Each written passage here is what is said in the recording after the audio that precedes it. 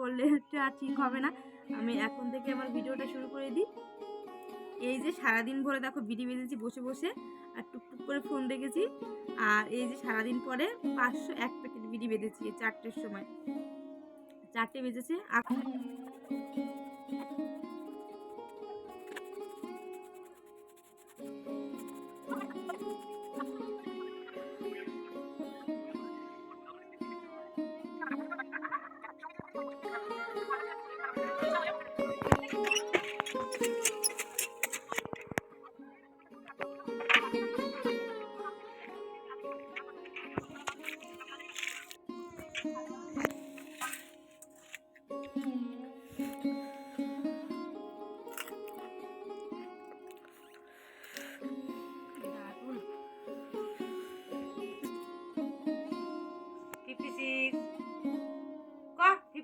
নমস্কার বন্ধুরা, দীপার ব্লগের নতুন একটা ভিডিওতে তোমাদের সবাইকে জানাই স্বাগত আর অনেক ভালোবাসা। যাই হোক, তোমরা সবাই কেমন আছো? আশা করি খুব ভালো আছো, আমিও ভালো আছি। দেখো এই যে বিকালবেলায় রেডি হয়ে বেরিয়ে পড়েছি। কোথায় যাবো বলো তো? যাবো হচ্ছে আমাদের এখানে হাটে। হাটে যাওয়ার ইচ্ছা আছে, কিছু জিনিসপত্র কেনার আছে, দেখি হাটে গিয়ে কী কী কিনি। আর আমার ছেলে চলে গেছে ওই বাড়িতে, ওকে বলেছিলাম যাস না, ও তাও চলে গেছে জানো তো। তাই ওর জন্য দেখো সোয়েটার, জুতো সব কিছু নিয়ে যেতে হচ্ছে, কারণ ওকে ওইখান থেকে নিয়ে যাবো, যেহেতু মা বাড়িতে নেই আর ওই বাড়িতে হয়তো ঠাকুমা বাড়িতে নেই, মাঠে গেছে, তার জন্য ওকে ওইখান থেকে নিয়ে যাবো। যাই হোক, তোমরা আমার ভিডিওটা কন্টিনিউ দেখতে থাকো, ভালো লাগবে। তোমরা কিন্তু দেখলে যে আমি সাইকেল নিয়ে বেরিয়েছি, এখন আবার বসে পড়েছি অটোতে। শ্বশুরবাড়ির সামনে এসে ছেলে দেখে আমার রাস্তা দিয়ে ঘোরাঘুরি করছিল ওর কাকাইদের সঙ্গে। তারপরে ওকে ওইখান থেকে সোয়েটার ড্রেস পরিয়ে দিয়ে এই যে সাইকেলে বাস স্ট্যান্ড পর্যন্ত এনে তারপর আমরা টোটোতে বসে পড়েছি। আর ছেলেকে দেখতে পাচ্ছ না তোমরা হয়তো, দাঁড়াও তোমাদের দেখাচ্ছে। ওই দেখো ছেলের চুল একটু একটু দেখা যাচ্ছে। অটোতে এত পরিমাণ হাওয়া ছিল, ছেলের আমি মুখটা সোয়েটার দিয়ে ঢেকে দিয়েছি। আমি বললাম কিন্তু চুপটি করে বস, আমি তো সোয়েটার দিয়ে মুখটা ঢেকে দিই, নাহলে ঠান্ডা লেগে যাবে। তাও কার কথা কে শোনে। 5 মিনিটের মতো মুখটা ঢেকেছিল, তারপরে এই দেখো মুখটা বের করে দিয়েছে, দেখেছো? একটু রোদ দেখেছে, বলছে মা রোদ উঠে গেছে। আমি এখন মুখটা ঢেকে বের করে দিই। আর ছেলেকে নিয়ে গেছি যে তার কোনোই ভিডিও করা হয়নি জানো তো। তারপরে সোজা বাড়িতে চলে এসেছি। বাড়িতে চলে এসে এই যে বসে পড়েছি বিড়ি বাঁধতে। কি করবো বলো, ছেলে আমার এত চঞ্চল যে যেখানে সেখানে দৌড়ে চলে যায় জানো তো। ওকে যদি 1 মিনিটও হাত ছেড়ে রাখা যায়, কোথায় না কোথায় চলে যাবে ঠিক নেই। বাস গাড়ির রাস্তা, ওই ভয়তে আর ভিডিওই করা হয়নি। সেদিন না বাজার থেকে আসার কোনো ভিডিও করা হয়নি, এটা তার পরের দিনকার ভিডিও। তাই এখন বিকেল 4টে বাজে, আমি ভাবলাম যে না, আর দেরি করলে আর ঠিক হবে না। আমি এখন থেকে আমার ভিডিওটা শুরু করে দিই। এই যে সারাদিন ভরে দেখো বিড়ি বেঁধেছি বসে বসে, আর টুকটুক করে ফোন দেখেছি। আর এই যে সারাদিন পরে 501 প্যাকেট বিড়ি বেঁধেছি 4টের সময়। 4টে বেজেছে, আরও এখনও বাঁধবো রাত্রেবেলায়, কিন্তু এখন একটু টুকটাক কাজকর্ম আছে, সেটাই সেরে নেবো, তারপরে আবার বিড়ি বাঁধবো। অনেকগুলো পাতা কেটেছি, আরও এখনও অনেক বিড়ির পাতা আছে এটার মধ্যে। আরও এটার মধ্যে প্রায় আরও 500-600 পাতা হয়ে যাবে, রয়েছে অনেকগুলো পাতা কেটেছিলাম। যাই হোক, এটা এর অর্ধেকটা আজকের মধ্যে কমপ্লিট হয়ে যাবে বাঁধা। আশা করবো, চেষ্টা করবো রাত্রের মধ্যে অর্ধেক এর এই প্যাকেটের অর্ধেক কাজ কমপ্লিট করার। আর কি বলবো তোমাদের, দুপুরের খাওয়া দাওয়া সবই হয়ে গেছে। এখন এই যে ভিডিওটা আমি শুরু করলাম, এরপর থেকে তোমরা দেখতে থাকো আমি কি কি করি আর কি না করি। আর কি বলবো তোমাদের, নিজেরও জানি না কি করব না করব, কি ভিডিও করব, যেটা পারি সেটাই করে দাও। যাই হোক, তোমার সঙ্গে দেখা হচ্ছে একটু পরে। তোমাদেরকে বললাম যে কি করব না করব তার ঠিক নেই। আর বিড়ি বাঁধা থেকে উঠে আমি আগে ঘরটা ঝাড় দিয়ে নেবো, কেন বলো তো, মা নেই বাড়িতে, মা গেছে রসুন কাটতে। তাই ভাবলাম যেহেতু বিকাল হয়ে গেছে, আমার বিড়ি বাঁধা কাজও অনেকটাই কমপ্লিট হয়ে গেছে, আর একটু মতো আছে, ওটা আমি রাত্রে বেঁধে নেবো। এখন এই যে ঘরটা আর উঠোনটা ভালো করে ঝাড় দিয়ে নিই। এখন তাই সুন্দর করে দেখো ঝাড় দিয়ে নেবো। সামনে দিয়ে বোন হাঁটাহাঁটি করছে। এখানে অনেক মানুষ ছিল জানো তো, আমি ছিলাম, বোন ছিল, আমার আরেকটা বোন ছিল, সবাই ছিল এখানে। আর এই যে দেখো আমি ঘরটা ঝাড় দিয়ে নিচ্ছি।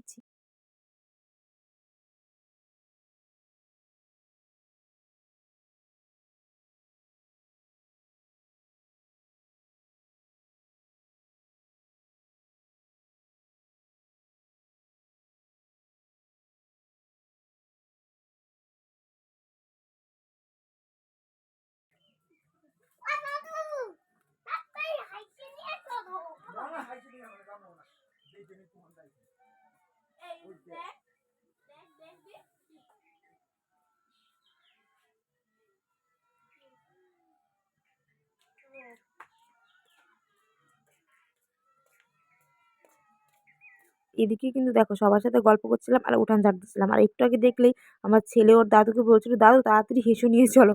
মাঠে একটু শিয়ালে হুক্কা হুয়া করে যেই ডেকেছে ছেলে আবার হেসু নিয়ে দৌড়াচ্ছে শিয়াল শিয়াল মারতে, জানো তো? এটা ওর একটা মানে কি বলবো বাড়ি বদ অভ্যাস। শিয়ালে ডাকলেই হলো ডাসা মানে ঘরের থেকে ডাসা নিয়ে বেরোবে, না হলে মানে লাঠি নিয়ে বেরোবে যে শিয়াল মারতে যাবে। কি জানি কেন জানি না ওর মাথায় এই কথাটা আসে। আর ও ছোটোবেলা থেকে না শিয়াল দেখে দেখে অনেকে কিন্তু কার্টুন দেখে খায়, অনেকে অনেক কিছু দেখে খায়, ও কিন্তু শিয়াল দেখে খেত, জানো তো? মানে শিয়ালে সেই হুক্কা হওয়া ডাকে একটা মিউজিক আছে, ওই মিউজিকটা চালিয়ে দিলে ও ভাতগুলো তাড়াতাড়ি খেয়ে নিত ভয়ে ভয়ে।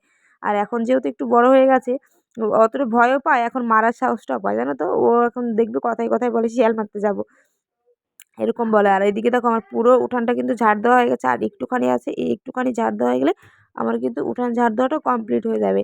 উঠান ঝাড় দিতে দিতেই চলে এসেছে দেখো আমার ছেলের একটা বন্ধু। ও এসে বলছে যে ঈশান কোথায়, আর আমি ওকে বলছি যে ঈশান গেছে মানে ওর দাদুর সাথে শিয়াল মারতে। ওই দেখো মাঠ থেকে কিন্তু চলে এসেছে ঈশান আর ঈশানের দাদু। আর এখানে দেখো উঠান ঝাড় দিয়ে হাত পা ধুয়ে বসে পড়েছি ট্যাঙারি নিয়ে। ট্যাঙারি নিয়ে কী করছি তোমরা একটু পরে জানতে পারবে। এখানে আমি একটা মাটি খুঁড়ছি, এখানে একটা জিনিস লাগানো হবে, কি বলো তো? একটা গাছ, ফুল গাছ। আর কি ফুল গাছ সেটাও তোমাদের সঙ্গে শেয়ার করবো, ভিডিওটা কন্টিনিউ দেখতে থাকলে তোমরা জানতে পারবে। দেখো প্রথমে কুপিয়ে কুপিয়ে মাটি তুলছিলাম, কুপিয়ে মাটি তোলার সঙ্গে সঙ্গে না মাটিটা ছিটকে চোখে মানে চোখে মুখে চলে যাচ্ছিলো। তারপরে ভাবলাম যে না, কুপিয়ে কুপিয়ে না তুলে এরকম করে একটু চেঁচে চেঁচে মাটিটা তুলি, তাহলে হয়তো চোখে মুখে যাবে না। তা দেখলাম যে না, কুপানোর থেকে চাষলে পরেই মাটিটা সুন্দর তোলা হয়ে গেছে। আর এই যে কী গাছ লাগাবো সেটাই দেখো, মাটিটা কিন্তু সুন্দর তোলা হয়ে গেছে। আর এই দেখো গোলাপ ফুল গাছ, এই গোলাপ ফুল গাছটাই আমি এখানে লাগাবো। কি জানো তো, এই গোলাপ মানে গোলাপের চারাটা না একজন আমাকে গিফট করেছে। যদি কোনো দিন সেরকম সুযোগ হয় তাহলে অবশ্যই তোমাদের সঙ্গে শেয়ার করবো যে এই গোলাপের চারাটা কে আমাকে গিফট করেছে। যাই হোক, এই যে দেখো গোলাপের চারাটা গিফট করেছে, এই গিফট করা গোলাপের চারাটা আমি এখানে সুন্দর করে মাটি করে নিয়েছি। এখন এই যে মানে এটার মধ্যে প্যাকেটের মধ্যে থাকে ওখান থেকে বের করে নিচ্ছি। এখন এখানে আমি মানে পুঁতবো এই গোলাপের চারাটা। আর গোলাপের চারাটা না খুব সুন্দর ফুল হয়, ছোট ছোট মানে লাল না, pink pink colour, pink pink টাইপের ফুল হয় এটার মধ্যে। রানী কালার বলে না, রানী কালার, রানী কালারের গোলাপ এটা। যাই হোক, এই গোলাপের চারাটা দেখো এখানে বসিয়ে দিয়েছি। আমি খুব যত্ন সহকারে গাছটা লাগালাম, আর আমি দেখতে চাই এই গাছটা কতদিন মানে আমাদের বাড়িতে এইভাবে কত বড় হয়, কতদিন থাকে গাছটা। সবারই তো নির্দিষ্ট একটা বয়সসীমা আছে না। দেখা যাক এই গোলাপের চারাটা কতদিন বয়সসীমা। আমি গোলাপের চারাটা খুব যত্ন করব, আমার আমার যত সামর্থ্য চেষ্টা করব গোলাপের চারাটাকে ভালো রাখার, বড় রাখার, অনেক দিন পর্যন্ত বাঁচানোর। আর এই যে গোলাপের চারাটা দেখো বসিয়ে দিয়েছি। আর এখানে আমি সুন্দর করে আলতো হাতে মাটিগুলো দিয়ে দিচ্ছি। দেখবে প্রথমে একটা জিনিস আনলে সেটার উপর যত্নটা একটু বেশি থাকে, তারপরে আস্তে আস্তে যত্ন কমে যায়। যাই হোক, আমি গোলাপের চারাটা মানে খুব দেখে রাখবো, ভালো করে রাখবো, দেখা যাক কতদিন রাখতে পারি। এই দেখো সুন্দর করে বসিয়ে দিয়েছি, এখন চারপাশে মাটিগুলো একদম মানে ঠেলে ঠেলে দিয়ে দিচ্ছি গাছের গোড়ার দিকে। আমার ছেলে তো আছেই দুষ্টু, জানো তো? ও গাছগাছালি দেখলে না টেনে উঠিয়ে ফেলে, অত কিছু করে তার ঠিক নেই। দেখা যাক, ওর হাত থেকে বাঁচাতে হবে গাছটাকে, ছোট্ট গাছটা তো, ও তো ছোট্ট, ও বোঝে না। এই যে দেখো গাছটা কিন্তু লাগিয়ে দিয়েছি, এখন এবারে গাছটাতে আর আমি একটু জল দিয়ে নেব, কারণ যেহেতু গাছটা বসালাম আর শুকনো মাটিতেই বসিয়েছি, তার জন্য হালকা গাছে একটু জল দিয়ে নেব। আর গাছটা সারা রাত কুয়াশায় থাকাতে না, এই দেখো কি সুন্দর সতেজ রয়েছে, দেখেছো?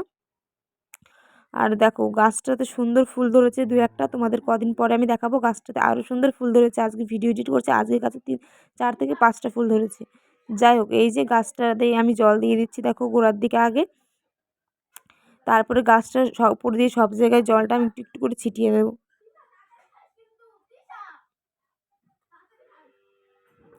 আর গাছটাতে জল দেওয়া কমপ্লিট হয়ে গেছে, তারপরে আমরা ঘরে চলে এসেছি। ঘরে চলে আসার অনেকক্ষণ বসেছিলাম। এদিকে দেখো আমি বিড়ি বাঁধতে ব্যস্ত, আর আমার ছেলেকে বই পড়াচ্ছে আমার মা। আমার ছেলে দিদুনের কাছে বই পড়তে খুব ভালোবাসে, আমার কাছের থেকেও।